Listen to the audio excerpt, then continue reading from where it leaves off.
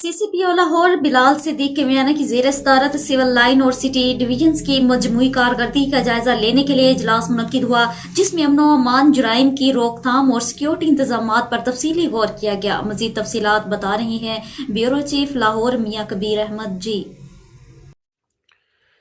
जी बिल्कुल। इजलास के दौरान CCPO लाहौर ने क्रिसमस और न्यू ईयर के मौका पर किए गए फुल प्रूफ सिक्योरिटी इंतजाम पर इत्मीनान का इजहार किया, जबकि कश्मीर डे के मौका पर सिक्योरिटी को हाई अलर्ट रखने की हदायत भी जारी की।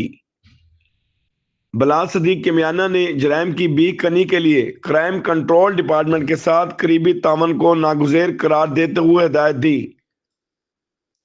मरबूत हिकमत अमली के तहत जराइम पेशा अनासर के खिलाफ मौसर कार्रवाइयां की जाएं।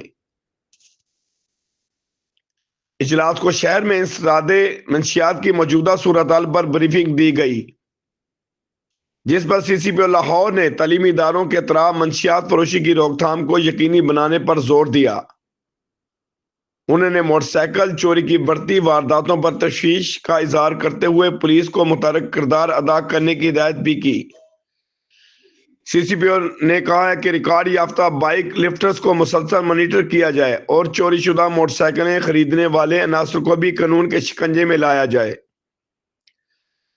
CCPO लाहौर ने गैर मुल्की अफगान शहरियों को ट्रेस करके इनके खिलाफ कानून के मुताबिक कार्रवाई की हिदायत देते हुए कहा है कि शहर भर में कॉम्बिंग ऑपरेशंस का तसलसल बरकरार रखा जाए, ताकि जराइम पेशा और गैर कानूनी नासर के खिलाफ मौसर कार्रवाई मुमकिन हो सके। जी।